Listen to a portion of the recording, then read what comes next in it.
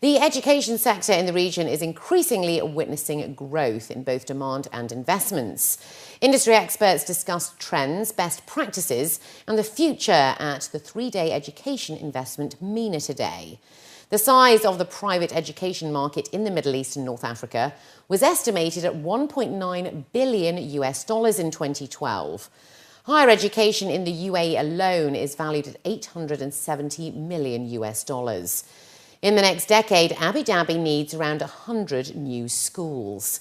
The forum, organised by IIR Middle East, highlighted the critical role of education in global educational growth, the legal and practical considerations, as well as the challenges the region is currently facing with rising demand.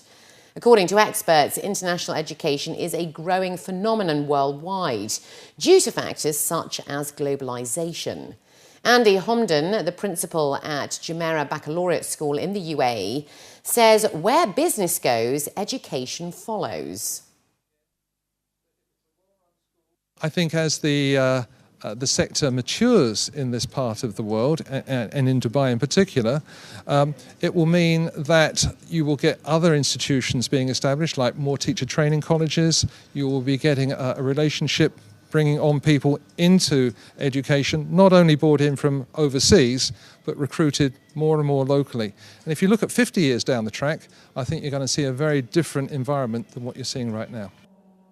The growth across the region is reflected in various areas of the education sector. Saudi Arabia has a $384 million training market. Oman has seen a 16% rise in private school enrolment, and the UAE has seen an 11% rise in private college enrolments. Over the past 3 years, Homden says their school has seen the number of students quadruple from 90 to 850. While these are all positive signs for business, there are also challenges. Among them is identifying and retaining quality teaching and leadership staff within kindergarten schools, colleges and universities. We are competing for the best teachers around the world. So we're not only competing with schools in the UAE, we're competing with schools in India, China, the rest of the world, which is growing at the same time.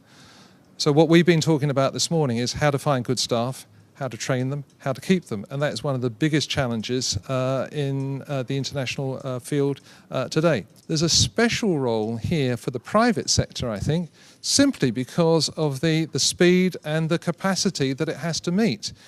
I think a government organisation couldn't actually move quickly enough to meet the demands that are actually growing.